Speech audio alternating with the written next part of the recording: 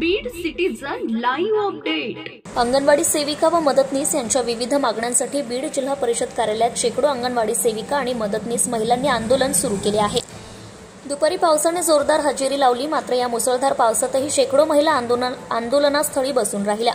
अंगणवाडी सेविकांच्या मागण्यांकडे प्रशासनाने तात्काळ दखल घेण्याची मागणी होतीये।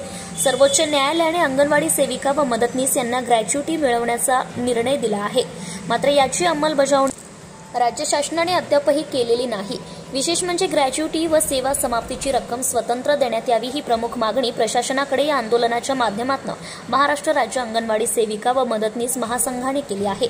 यासह अंगणवाडी कर्मचाऱ्यांना सेवा समाप्तीनंतर दरमहा पेन्शन देण्याची मागणी प्रलंबित आहे।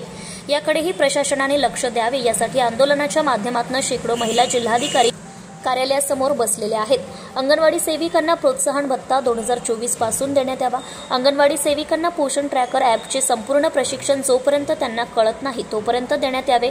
FRSचे काम करण्यासाठी अनेक अडचणी येत असून त्या सोडवण्यात याव्यात। यासह विविध मागण्यांसाठी महाराष्ट्र राज्य अंगणवाडी सेविका व मदतनीस महासंघाचे राज्य संघटक दत्ता देशमुख, जिल्हा संघटक सचिन आंधळे, बीड जिल्हाध्यक्ष कमल बांगर तथा प्रदेशाध्यक्ष भगवान देशमुख यांच्या मार्गदर्शनाखाली अंगणवाडी सेविका व मदतनीस महिलांचे आंदोलन भर पावसात जिल्हा परिषद कार्यालयात सुरू होते। सिटीजन लाईव्ह अपडेटसाठी Shaikh Wasim, Beed.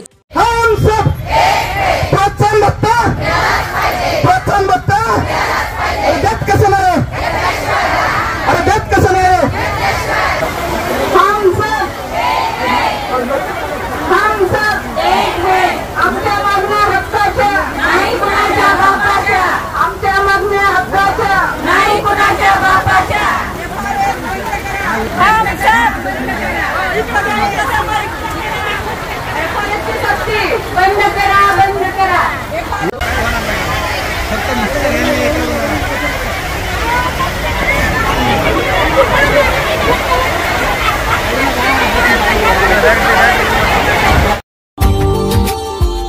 Subscribe now and press the bell icon. Never miss an update.